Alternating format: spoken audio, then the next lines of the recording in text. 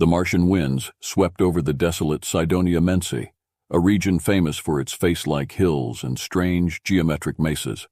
Beneath this alien landscape, a team led by Dr. Eva Thorne made one of the most significant discoveries in human history, the Vault of Ascension. The day began like any other in the Martian excavation site. Robotic diggers and human researchers worked in harmony, sifting through centuries of red dust. But everything changed when the team unearthed a monolithic door, marked with symbols that predated human civilization and resonated with a strange energy. Dr. Thorne, a middle-aged woman with streaks of gray through her tightly bound hair, peered at the glyphs, her eyes reflecting a mix of fascination and caution. She noted the seamless way the symbols were integrated into the material. No carvings, but rather a part of the door itself, as if they were alive. "Get me a full scan of these patterns and check the archives for any similar symbols," she instructed her team, her voice crackling through the comms. As the scans progressed, an electromagnetic anomaly began to form around the door. Instruments flickered, lights dimmed, and for a moment the Martian wind seemed to halt, the air charged with anticipation. Using a combination of quantum resonance techniques and good old-fashioned explosives, the team managed to open the door. Inside, they found a chamber that defied all known architectural norms, its walls curved in impossible geometries, and at its center lay the artifact, a crystalline structure pulsating with a soft golden light. Dr. Thorne approached the artifact, her hand trembling as she reached out to touch it. The moment her skin made contact, a wave of energy surged through the chamber, knocking everyone off their feet. The world went white for Dr. Thorne, and in that whiteness, visions flashed, galaxies spinning, stars being born, and the faces of people she had never met filled with love and terror. When the light subsided, the team found Dr. Thorne standing upright by the artifact, her eyes glowing a fierce, luminous gold.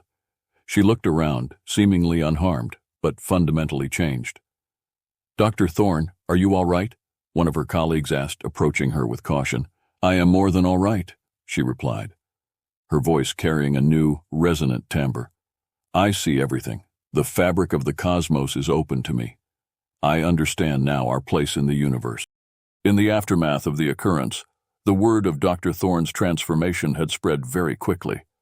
Within hours, the United Earth government sent representatives to Mars to secure the site and assess the situation.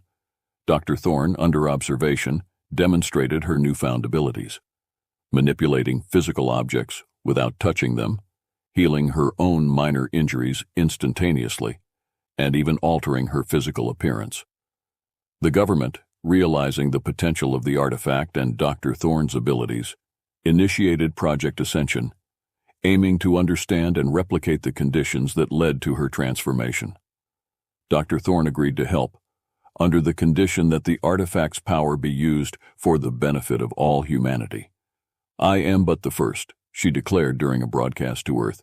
"This is humanity's next evolution. We have the potential to ascend beyond our physical forms, to become something godlike." The stage was set for a new chapter in human history. On Mars, under the shadow of the face-like hills of Cydonia, humanity stood on the brink of a transformation that would challenge their very understanding of existence. The Vault of Ascension was not just a chamber or a repository of knowledge. It was a gateway, and Dr. Eva Thorne had just opened it. Her eyes, aglow with the cosmic dance of galaxies, looked towards the future, a future where humans could ascend to a godlike state. In the weeks following the opening of the Vault of Ascension, the site transformed from a dusty excavation field into the high-tech nerve center of Project Ascension. Dr. Eva Thorne, now widely regarded as the progenitor, spearheaded the efforts, her newfound abilities both a beacon of hope and a profound mystery to unravel. Under the cold light of Martian sun lamps, the progenitor and her newly formed team, dubbed the Nexus of Ascendancy, experimented with the energies of the artifact. This select group comprised scientists, philosophers, and ethicists, each handpicked by Dr. Thorne for their open-mindedness and expertise. "We are not dealing with mere power, but with the fundamental energies of the universe," Dr. Thorne explained during their first assembly. "Our task is to understand this power and responsibly integrate it into humanity. The Nexus developed a process for ascension, a controlled exposure to the artifact that expanded consciousness and bestowed abilities akin to those of Dr. Thorne. Each new ascendant emerged with unique capabilities. Dr. Lucas Grant, a biochemist, gained the ability to manipulate biological structures, accelerating evolution and healing organic matter. Professor Mina Lee, a physicist, could manipulate gravitational fields, effectively rewriting the laws of physics in localized spaces. Miss Nadia Rousseau, a psychologist, developed empathic powers that allowed her to soothe or invigorate the emotions of those around her.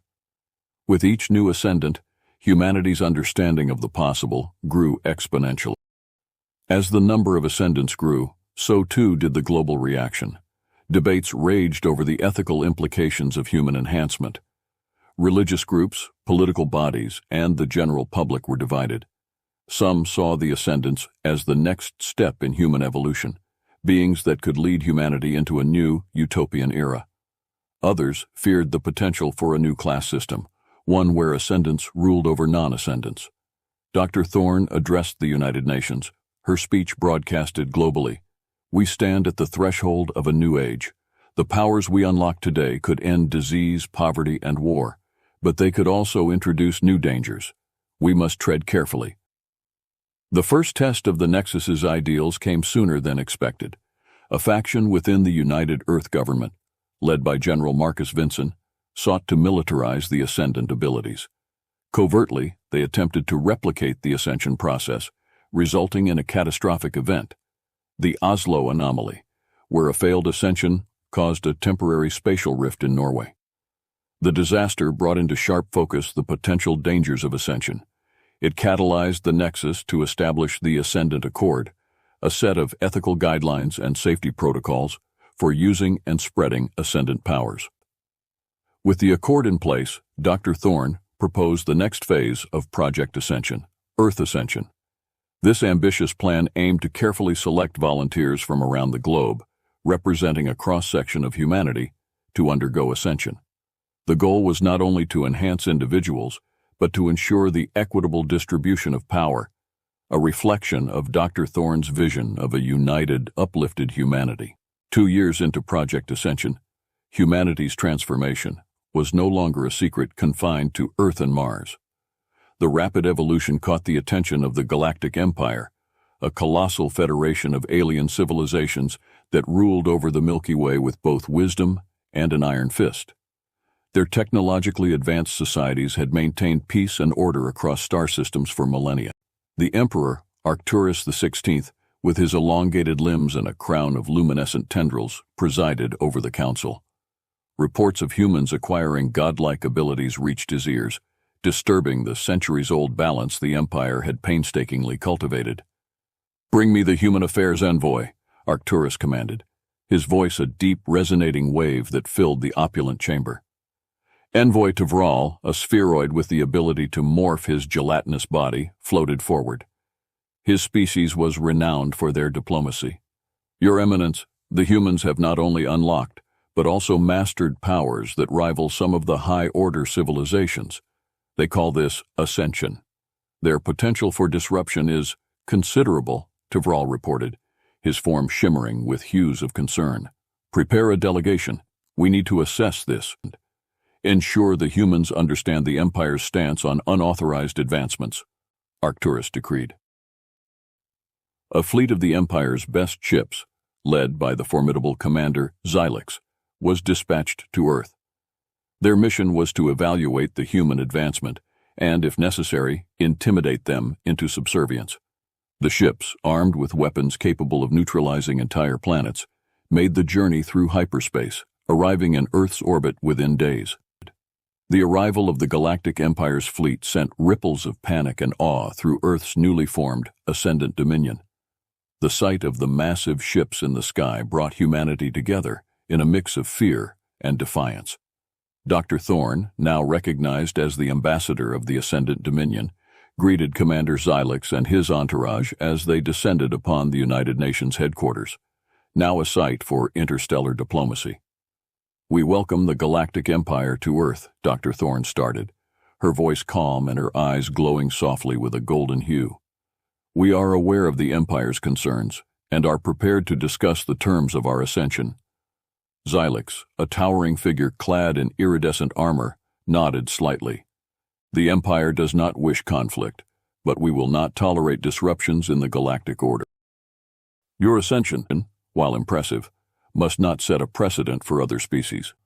The negotiations were tense, with the Empire demanding oversight over the ascension process and the immediate cessation of any further ascensions. Dr. Thorne and the Nexus, however, argued for the autonomy of Earth and the right to self-determination.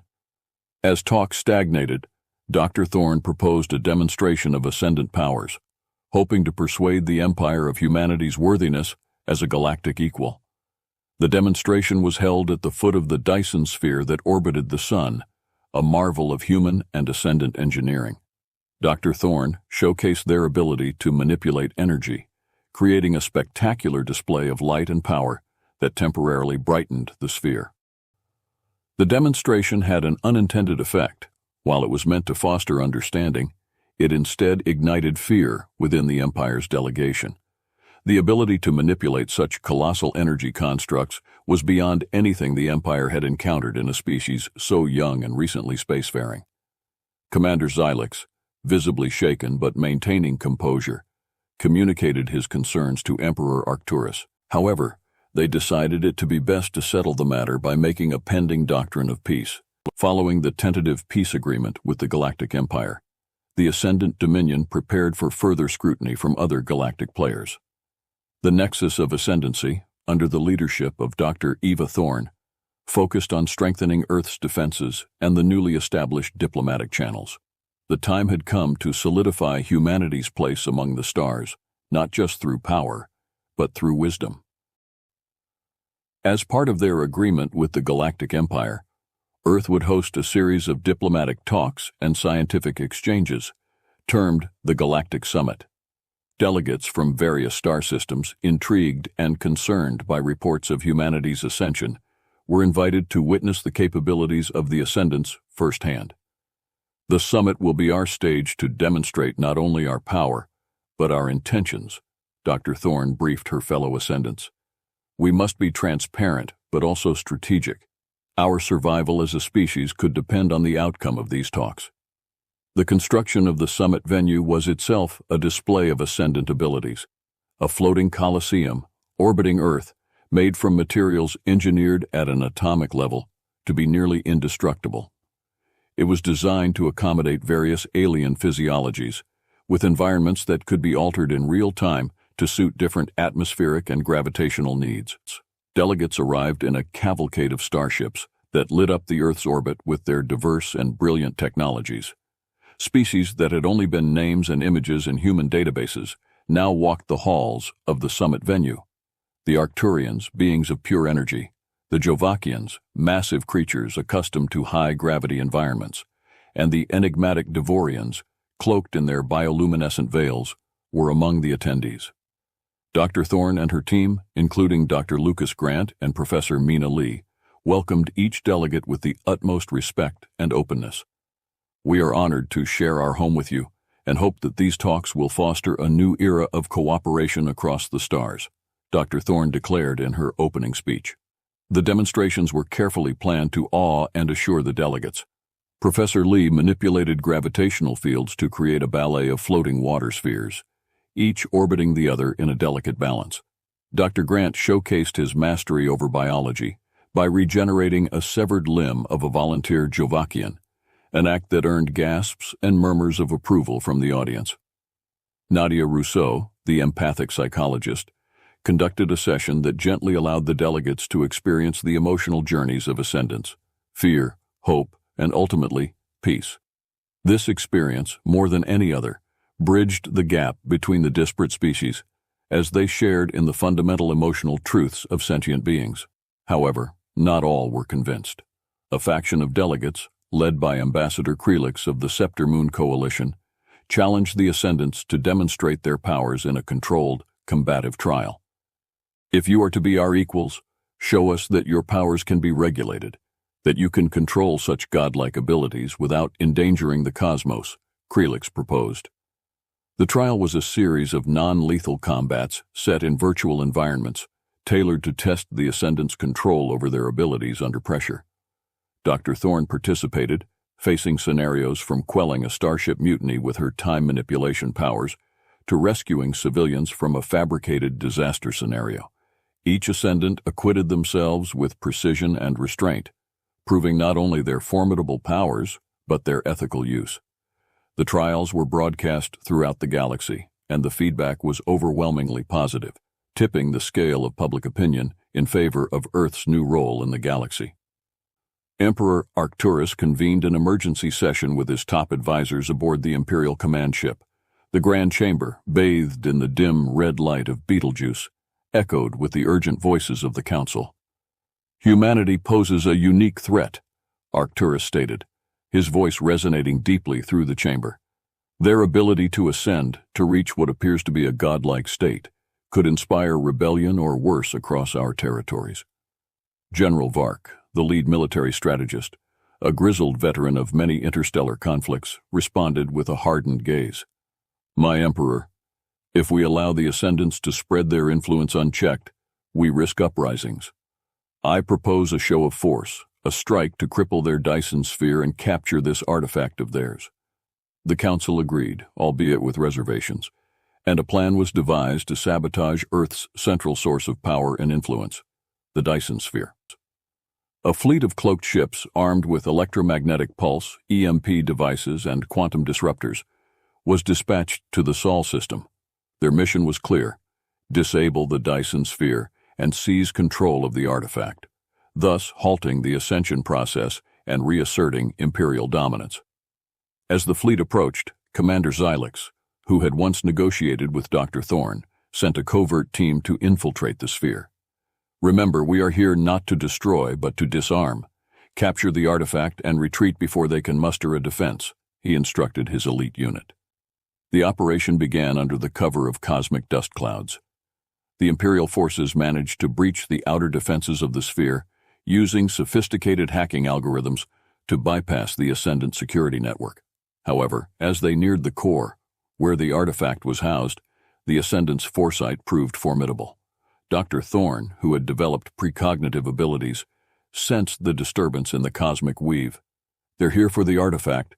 We must defend it at all costs," she alerted the nexus of ascendancy. The Ascendants rallied, their powers synchronized to create a defensive barrier around the sphere. As the Imperial forces launched their EMPs, the Ascendants diffused the pulses into harmless light displays, using their mastery over electromagnetic fields. What followed was a dramatic confrontation between the most advanced technological might of the Empire and the near-mystical powers of the Ascendants. Beams of quantum energy clashed with shields of manipulated gravity, creating bursts of light and shock waves that rippled through space. Commander Xylix, realizing the operation was compromised, ordered a tactical retreat. "All units, fall back. Their defenses are too strong," he commanded, frustration lacing his voice. The failed attack was more than a military blunder. It was a public relations disaster that echoed across the galaxy. News of the Empire's defeat spread quickly, bolstering the reputation of the Ascendants and seeding doubt among other civilizations under Imperial control. Emperor Arcturus, facing criticism from within his own ranks, addressed the Empire through a galaxy-wide broadcast. "This setback will not define us. We will reassess our strategies and continue to ensure the stability of the galaxy," he proclaimed, his image flickering across millions of screens. Back on Earth, Dr. Thorne and the Ascendants celebrated their victory, but remained cautious.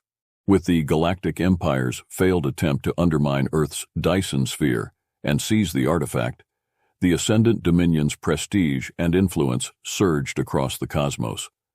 This victory not only fortified Earth's defenses, but also heralded a new era of expansion and diplomacy for humanity. Dr. Eva Thorne and the Nexus of Ascendancy, now seasoned leaders, were at the forefront of these monumental shifts. Under the leadership of Dr. Thorne, the Ascendant Dominion initiated the Unity Protocol, a comprehensive plan to integrate Ascendant technology and philosophy with other civilizations across the Milky Way. This protocol was not an imposition, but an invitation, one that many star systems, wary of the Empire's dominance, eagerly accepted. Through the Unity Protocol, we offer knowledge, defense, and the chance for ascension to all peace-loving species, Dr. Thorne announced in a widely broadcasted message. We stand for a galaxy unified not under a single rule, but through mutual respect and cooperation. Integration of alien technology and cultures.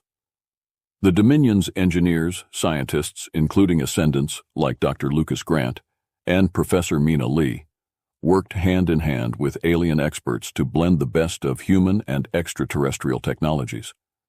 Terraforming projects, interstellar gateways, and advanced medical centers became standard throughout Dominion-affiliated systems. One of the more spectacular achievements was the creation of the intercultural exchange worlds, planets designed as cultural hubs where beings from different star systems could interact, learn, and collaborate. These worlds were marvels of ecological and architectural engineering, each zone tailored to accommodate the environmental needs of different species. Dr. Grant, utilizing his profound control over biological processes, spearheaded a health revolution across the Dominion's territories. Our goal is simple: eradicate disease, prolong life, enhance quality of living, Dr. Grant stated during the inauguration of the Central Medical Hub on Terra Nova, a newly terraformed world. With ascendant technology, previously incurable diseases were eliminated, and the aging process was significantly slowed, leading to a boom in population growth and diversity. These advancements were not kept proprietary but were shared openly with all allied species, fulfilling the promise of mutual prosperity embedded in the Unity Protocol. As physical and technological transformations took place, so too did philosophical ones. The Nexus of Ascendancy established the Ascendant Academy, an institution dedicated to the study of ethical use of power and the philosophical implications of ascension. Led by Nadia Rousseau, the Academy became a beacon of enlightenment, attracting thinkers from across the galaxy. We are not just evolving physically but spiritually and ethically. Nadia addressed her first cohort of multi-species students. The power of ascension carries with it great responsibility, to ourselves, to each other, and to the galaxy at large. Despite these successes, the Ascendant Dominion faced challenges. Skeptics and traditionalists, both human and alien, questioned the rapid changes and the growing power of the Ascendants. Fear of a new hegemony, similar to what the Empire attempted, brewed in isolated corners of the galaxy. In response, Dr. Thorne held a galaxy-wide referendum on the Unity Protocol and Ascendant policies, ensuring that every voice was heard. The referendum not only passed with overwhelming support, but also served to calm fears, reinforcing the Dominion's commitment to transparency and collective governance. By the end of 2409, the Ascendant Dominion had reached 3 years since the establishment of the Ascendant Dominion's new order.